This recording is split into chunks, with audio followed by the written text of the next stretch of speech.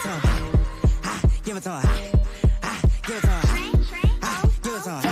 Now slide to the beat like give it to him. Give it to him. Give it to him.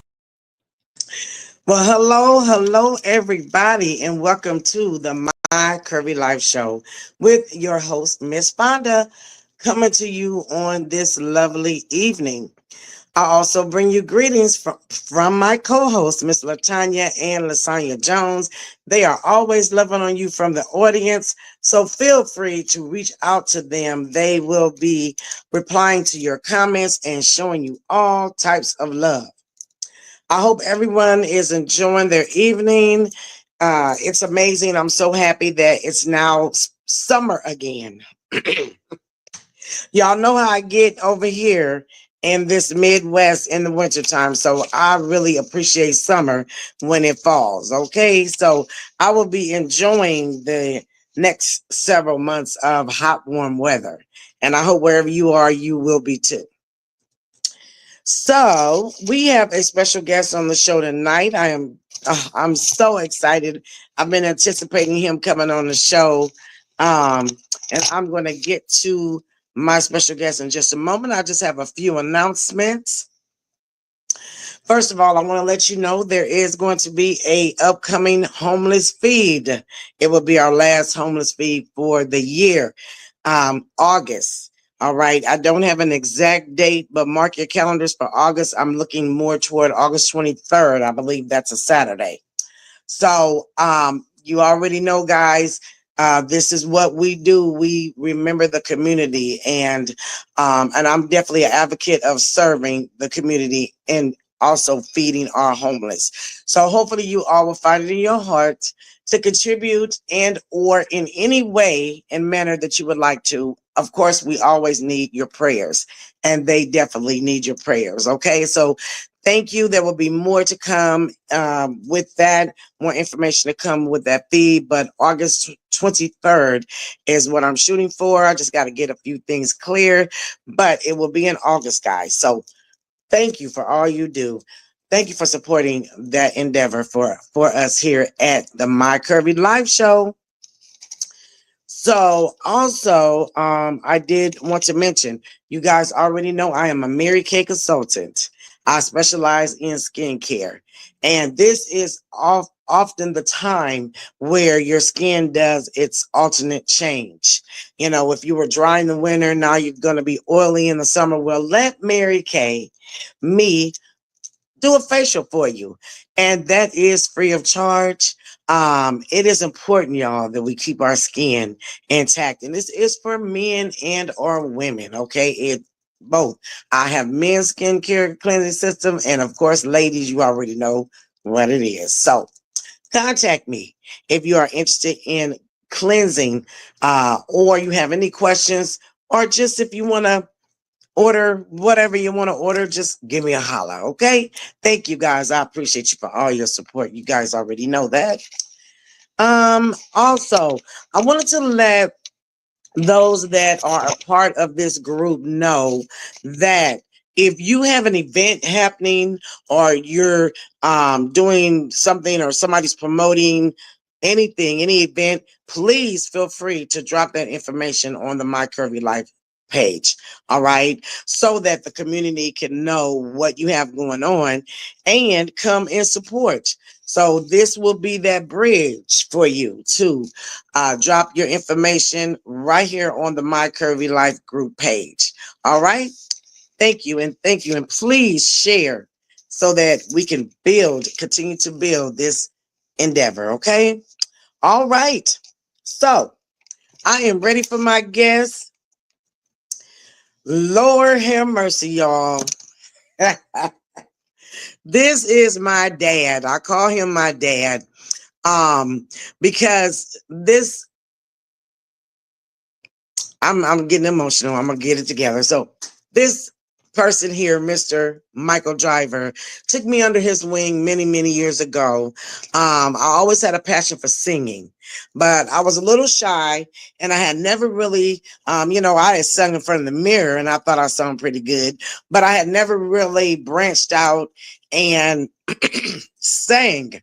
So Mr. Driver gave me my first opportunity to do that. And I owe it all to him because once he allowed me, well, I owe it all to God, but I owe it all to him too, because once he allowed me and gave me the opportunity, it opened up other opportunities. And I cherish that time of being able to work with him. Um, let's just say, he used to give me piano lessons, or he tried, because we would have a show in the Vietnam projects every year, and it would showcase the talent of us young individuals. And Mr. Driver was always over the whole shindig, I believe. He believed it was over it all, but it was a musical, it was a road show, it was all type of things. And Mr. Driver would come in and he would teach us and help us and just give us the opportunity to showcase. And I want to thank him for that. I thank him. Goes back, we go back a long way. I was a young lady, still in high school.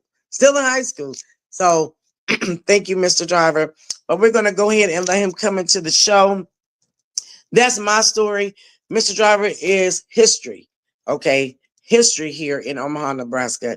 If you were in any church, anything with the church, with the musicianship, you would hear Mr. Driver, Mr. Michael Driver. He paved the way for many of the young musicians today. He was I can't think of, I think his gospel music was classical gospel music, but we'd be singing, okay? I'm talking, we'd be yelling at, yeah. I think I was a soprano at that time, but I wanted to be in the alto section because Mr. Driver's notes was too high. But he's my dad, y'all. If you don't know him, you're getting ready to get to know him. This is history, and I thank you for coming on the show. So I'm going to go ahead and let him in.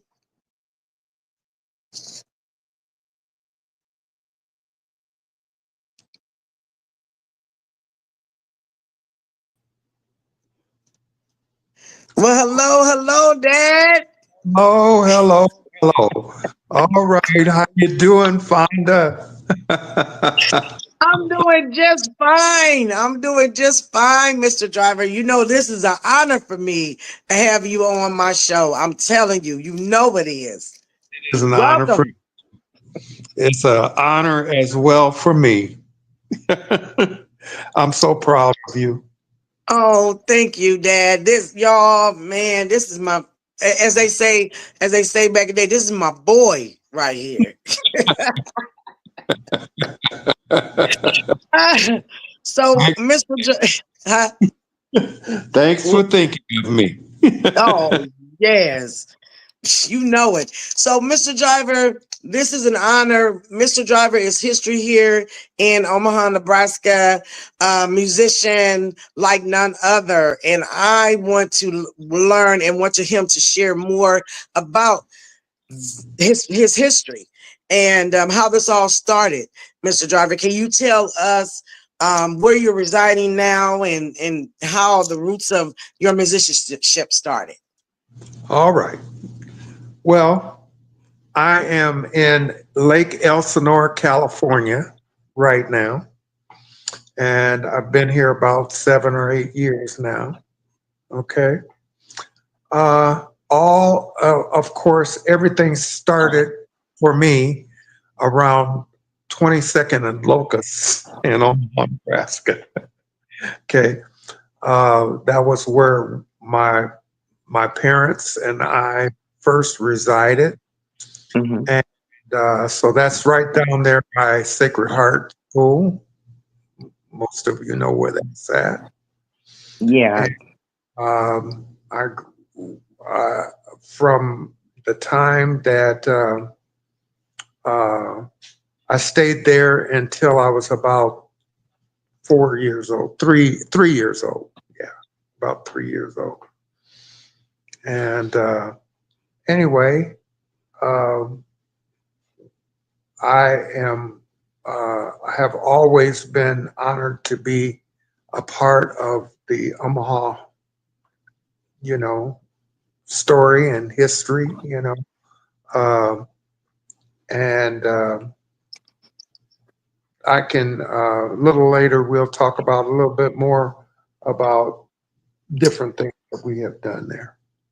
And Okay, so Mr. Driver, you're can you move over to the I'm gonna say right. Yes, because your mouth was like where the words are right there. okay, all right, okay. Is that That how's that? Oh, wonderful. Thank you. And I wanted to be able to see what you were saying too. So thank you so much. I'm sorry. But I wanted to start with okay, when did the musicianship start for you? Like were you a child and your mom made you take piano lessons? How did this all begin? well, uh, many people think that my mother was my teacher, and she was with many things, but she actually wasn't the person that taught me. I took from Mrs. Pinkston. It's one of the famous piano teachers in Omaha. Okay. And Mrs. Pinkston studied in Paris, but and she became my teacher from because when I lived in the Sacred Heart area, I could always hear the organ playing. That was Mm. church. I could always hear that organ, and I kept telling my mother, I says, I want to see that organ. I want to see, because I didn't even know what the instrument was. And, she pointed out to me that that was an organ. And one day, she actually took me to a concert over there at Sacred Heart. It was an organ concert. And before that concert was over, by the time that concert was over, I knew what I wanted to do. That's was my first really encounter with music that actually moved me emotionally. Oh, okay. All right, and yet it was a pipe organ. I played I played pipe organ, but it most people knew me for playing piano. Now, Mm. when I was at the age of 3 at the time, and my mother contacted Mrs. Pinkston, and she uh, taught me as long as my mother would take me to the lesson. So my mother at the time was very involved in music, but she wasn't. Uh, she didn't read music or anything like that at the time, and so my mother actually took lessons with me at the time. Oh. I was 3, and she would go to the lessons, and she would learn from lessons. And of course, Wow. later on, that know us in Omaha know that my mother was a piano teacher as well. So she Yeah. became a piano teacher at the time. Wow. So it kind of trickled down from her to you, right? You could Yeah, say. well, it kind of the music part of it, the talent of it, I think, yeah, definitely came trickled down to me, through the family. But and we became even closer because I took lessons with her from Miss Pinkston. Wow. So let's talk about that's amazing. That's amazing. Let's And talk about oh, I'm sorry. yeah, I was just going to say, and Mrs. Pinkston at the time lived at 24th and Lake. Oh, right in the Okay, heart of the right in the heart of what we call, say it. Say it. ghetto. I was gonna say the hood. that time, at that time, Omaha was, I mean, there were all kinds of businesses up Yes. on Yes. I mean, up and down 24th Street from Cummings to Ames. And believe it or not, Mr. Driver, they are bringing businesses back in that area and also rebuilding. There's going to be underground parking. So they've invested a lot of money into reconstructing. There's going to be banquet halls and ballrooms, and where you can hold weddings and receptions. So they're revamping that area. So it should be pretty interesting. I'm excited about it, but I thought you might want to know that. Yeah, excited to hear that. Yes. Yeah. Um, at the time, Omaha had their own everything. I mean, Yeah. had their own everything. They had their own doctors, they had their own dentists, they had their own lawyers, they had just every. Plus, it was mixed as well because there were a lot of Jewish merchants that were Yes. there at the time. One such merchant was Mrs. B, what we call um, Nebraska Furniture Yeah, Mart. the press benchmark. Okay. I had to think about it too. Yeah, right. I mean, so there were lots of businesses up and down. Yeah. Yeah. Pinkston's studio was where Love Jazz is now. Oh, okay. On Okay. the, she was on the upper floor. Her studio was. She had three different studios and her apartment upstairs, which would be the second floor of Love Jazz. So, well, you know all the history, Mr. Driver, because we was here. Well, I'm still here, but you left me, but that's okay. All right, I still love So you. let's get into when you decided to make this your career, because I'm safe to say that musicianship has been your career, correct? Well, I've had actually many careers. Oh, have you? Well, I only know you from the musician part. Right, but I've had many careers. Was in the When I was drafted in the Army, I became a medic, and I was an eyes, ears, nose, and throat specialist at the time. So that was one career. Another career was when I grew up in what is now King Science Center, used to be called Horace Mann Junior High, Yeah. and went through Horace Mann, and I started to learn engineering at that time in junior high, and continued that all the way through Central High and into my junior college days. Oh, wow. I didn't even know that, Mr. Driver. I just know you for playing that music, getting them and directing that choir. Yeah, and that was a very after I was in engineering for about 10 years, I just kind of became a little bit, I could hear the music calling me. Let me put it like that. And one of the principals at Tech at the time, Tech Junior High, was Mm-hmm. Sam. And Sam called me one day and he said, I want to talk to you about coming and teaching at Tech Junior High.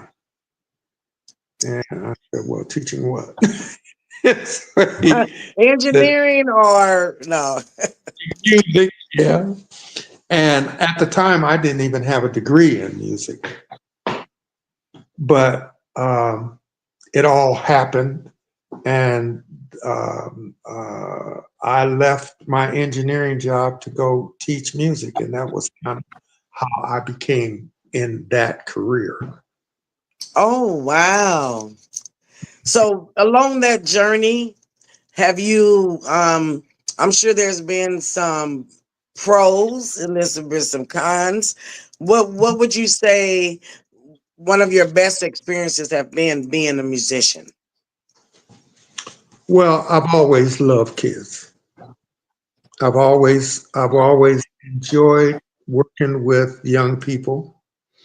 And I remember when I first started teaching, I would wait for 5 o'clock in the morning just to get to work because I was so excited about teaching at the time.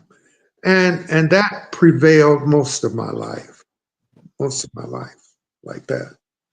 Um, and some of you know that I had the opportunity to start a music school of my own there called Omaha School of Music, which still exists in Omaha. Uh, Amazing. and also, I used to, which through Omaha School of Music, that was how I taught at Girls Club, you know, through the Girls Club, and where I met Fonda and lots of other young Me ladies too. are very that I'm very very proud of today. Okay. Thank you, Mr. Driver. Um, I also had other careers. I mean, I started working when I was a child. I was 11, 10. 11 years old, 10 years old, 11 years old. I started working. One day, I asked my daddy. uh, I met a new friend, and at the time, um, I I asked my I wanted to see more of her, you know, and Mhm. so I asked my daddy. I said, Dad, can you will you buy me a motorcycle? So And what was that answer? my dad went silent on me. Like you did me at that piano lesson that you tried to teach me. So he said to me, he says, well, he thought about it for a minute. He says, yeah. He says, he says, I want you to come with me on Saturday morning. And uh, at the time, he says, and we'll see about what we can do about your motorcycle. Mm-hmm. So, I mean, I was so excited, I couldn't even hardly sleep. Mm. Saturday morning came, and we went out to breakfast. And he says, I've got some errands to run. My dad used to have 2, 3, sometimes even 4 part-time jobs at that. Oh. Yeah, he worked for Bell Telephone Company, but Oh. he was a janitor at Bell Telephone Company, and he had several buildings that he would clean up after hours and that kind of thing. So he took me after we had breakfast. He took me down to a place called Nog Brothers Paper Company. It still exists today, Oh. and uh,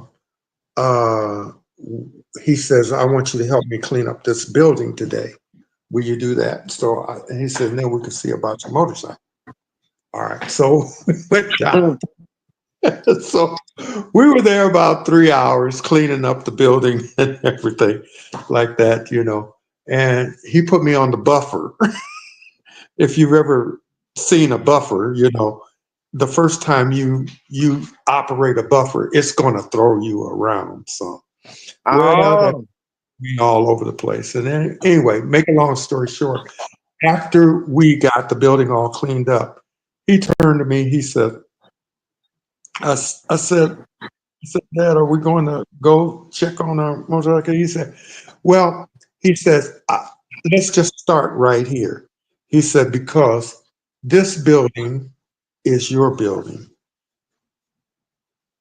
And he says, I expect you to clean this building up every day after school. And I don't ever want to walk in this building seeing it a mess. I want it just like we have now, clean, spotless, floors shining, dusted, trash empty. He said, that is your job from now on. Said, I'm not going to come down here every day and help you with this. This is what you are going to do. He introduced me to the boss and all of that. And the boss took me back, and secretary signed me up, put the for a check that would be in my name every week. Mm. So that was how I started. I was 11 years old at the time, going to junior high. And when I went to Central, it was during the civil rights era. So it was 1960, 61, 62, 63, and 60, Mm-hmm. Mm-hmm. when I was at Central High. And I was participated in a lot of the marches for civil rights at the time. And one of the things that they were asking young people to do is to not only sit in at like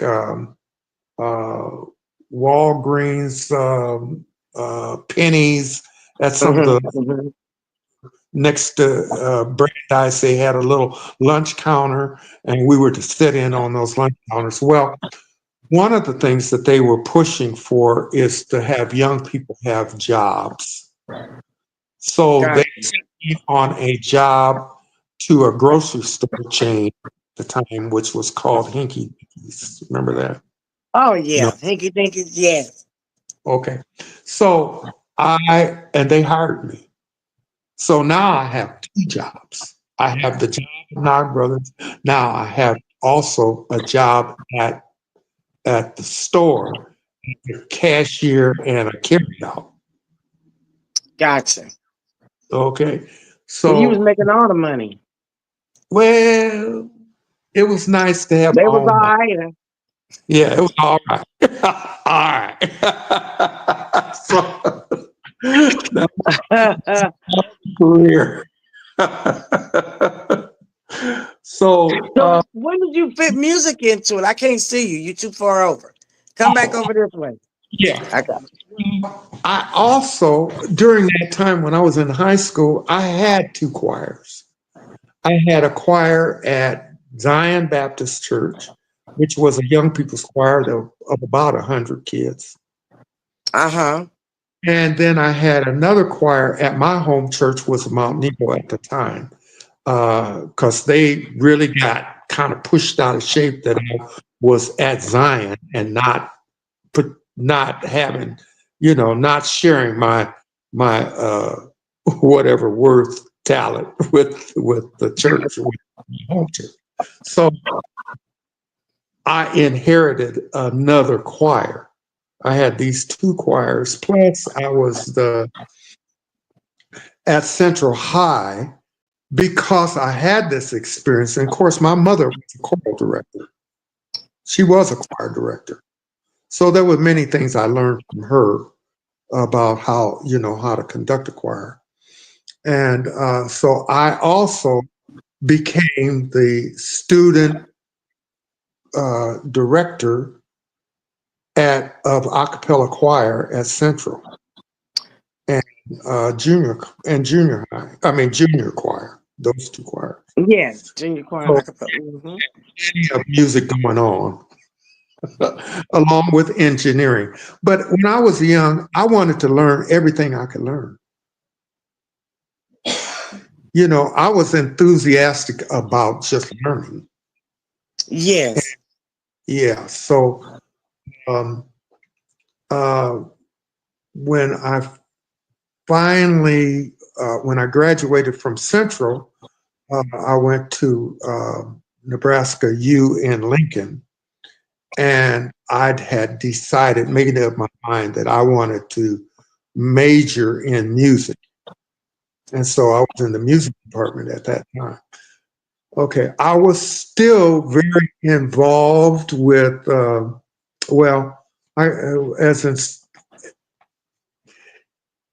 when I was at University of Nebraska in Lincoln, you know, I didn't really take school seriously, you know, and pretty soon I was I I was out of school and I was back at home again.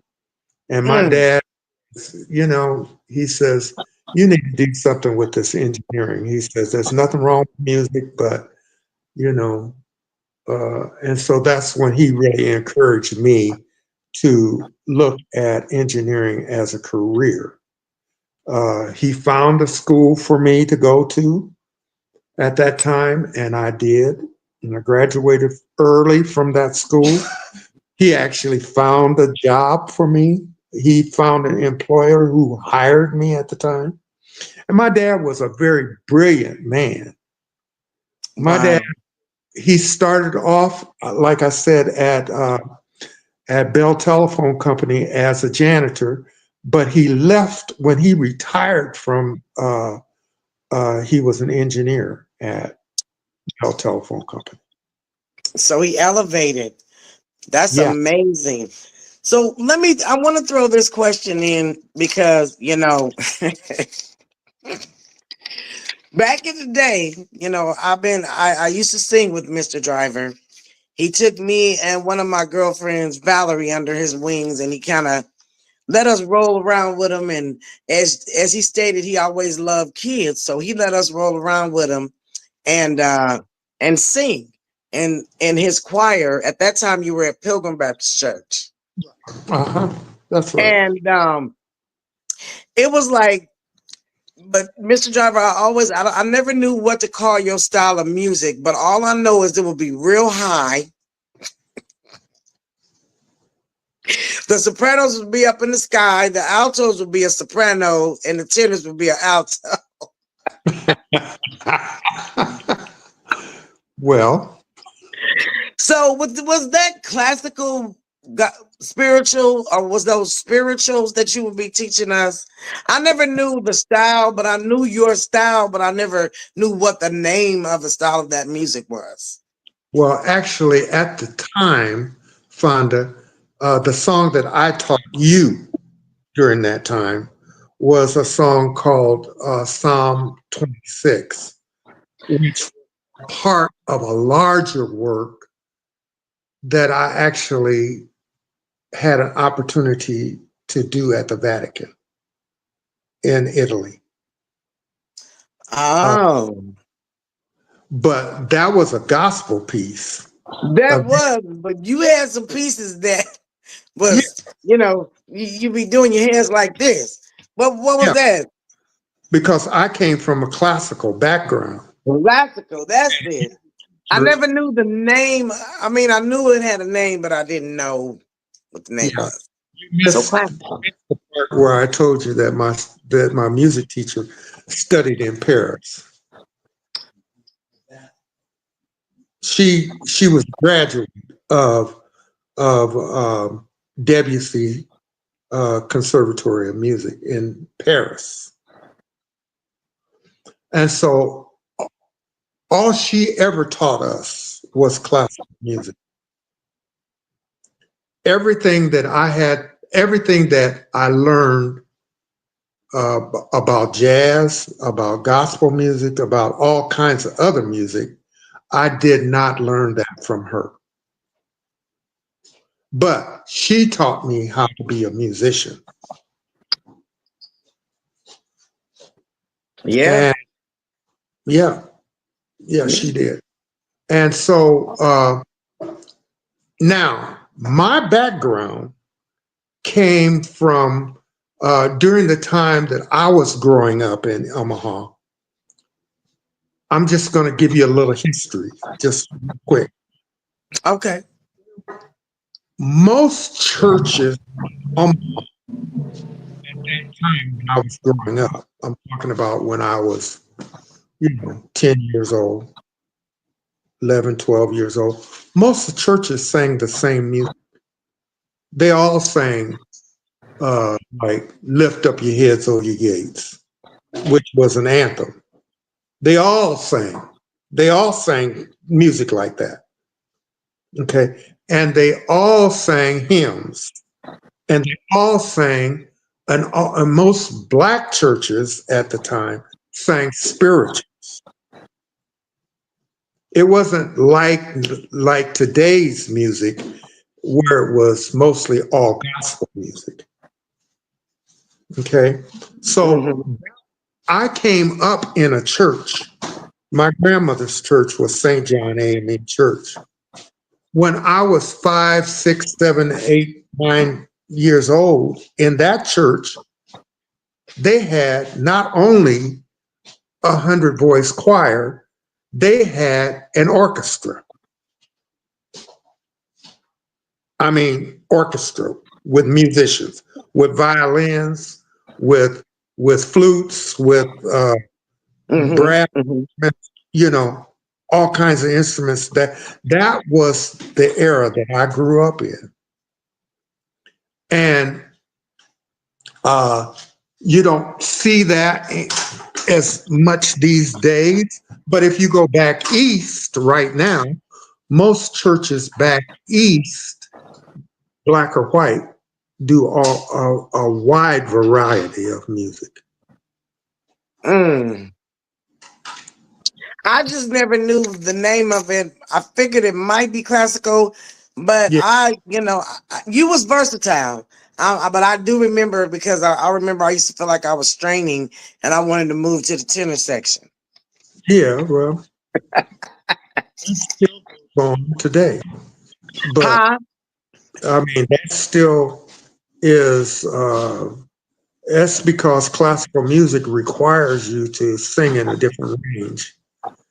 It's just like if you were going to sing a blues number, you would not sing it in the sky. No, no, no, no, no, no. because because it's a different genre of music, Yes, a different style of music. yes. And I have always admired your skills in different styles of music, directing. Your teacher style was a piece of work. We ain't gonna get into that. What do you? I ain't gonna go down that road. But what I am gonna ask you to do, because we're gonna go ahead and get ready to wrap it up. But I want you to leave. I want you to leave something with the people. Those that may be into musicianship right now, coming up, building. What could share? What golden nugget could you share with them? Well, there's a difference between loving music and being a musician. When I was coming up, I had musicians around me that taught me blues, taught me jazz. They taught me how to go and be work with the musicians union. So, I mean, if you know any, I mean, a lot of things that I was able to do, I was able to do it because those people who I stood on their shoulders taught me. Okay. So it's my nugget is that if you're going to be a musician, you need to study. It's not, it's, there's nothing wrong with being able to uh, play music and play it well, but studying music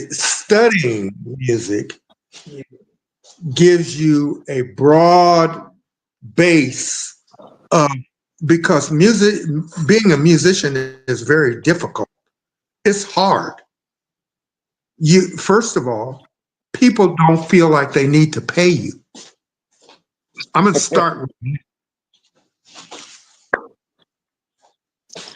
and that's not funny when you have as many kids as I have. That gets to be very serious if you can't, you can't afford to buy food, Mm, or if your lights are off. Hello, you know about that. I do. I can't see you. Okay. It, Okay, so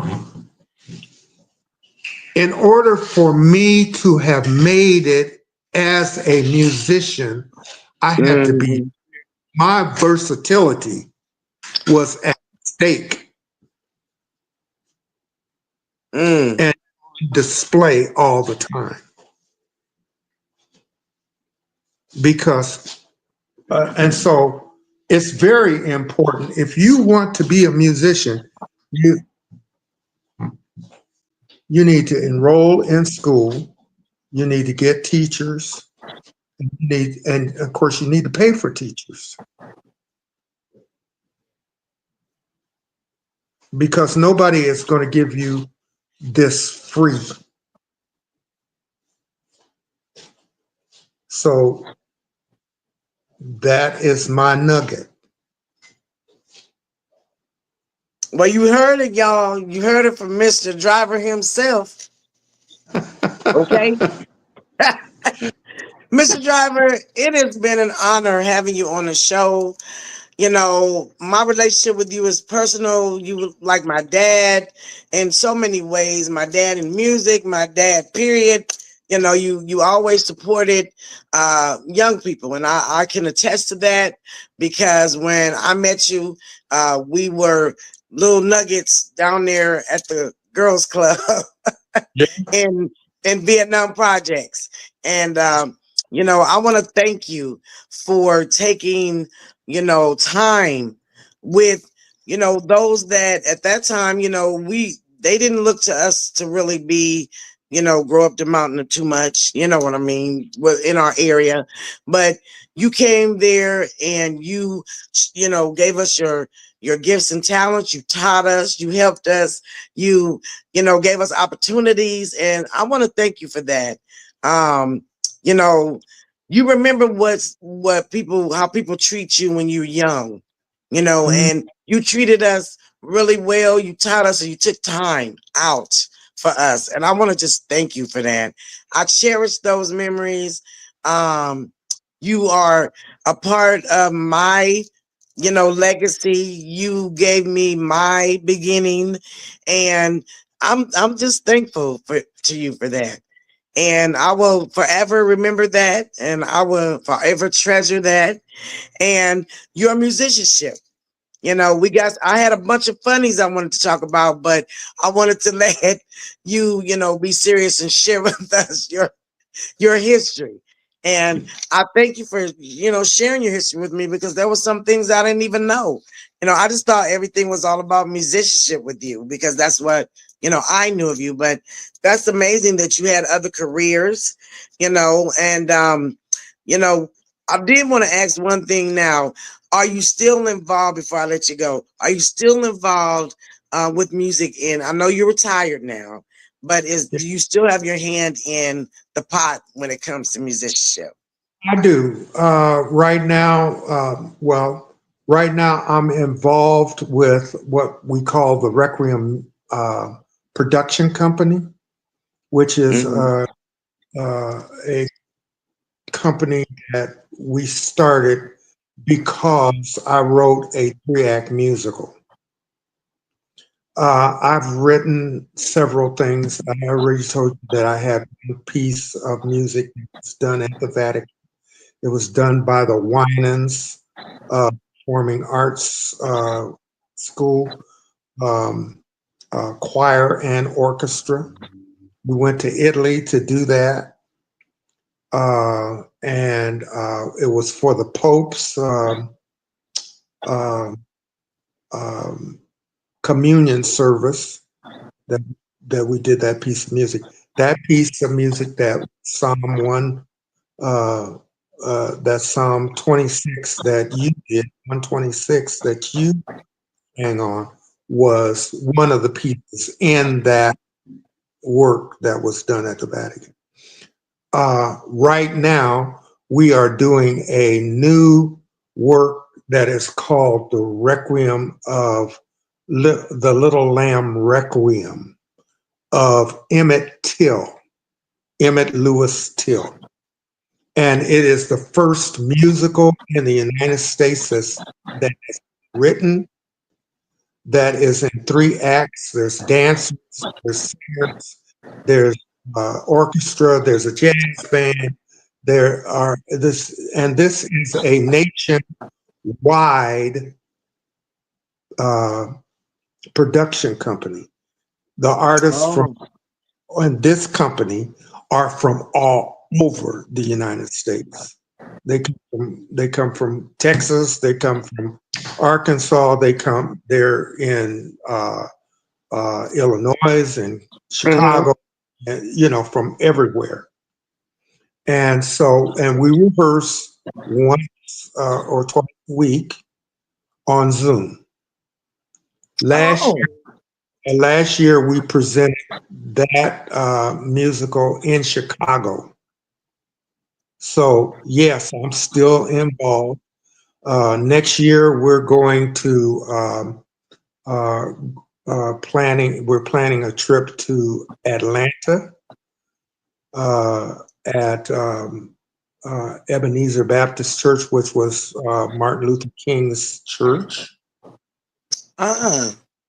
Okay, and so yes, so I'm still involved with music. Yeah. Well, I'm very happy to hear that. Yeah, multiple styles. It has classical music in it. It has gospel in it.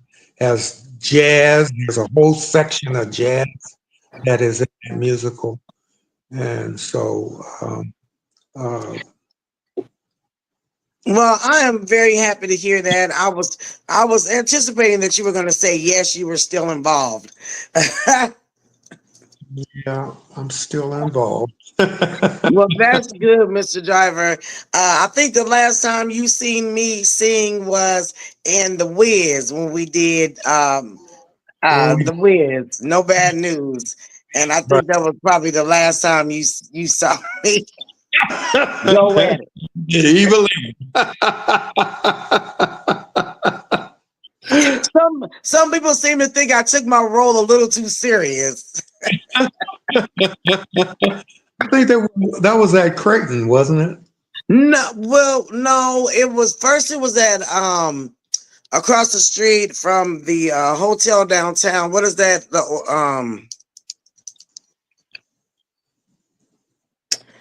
The Rose Theater.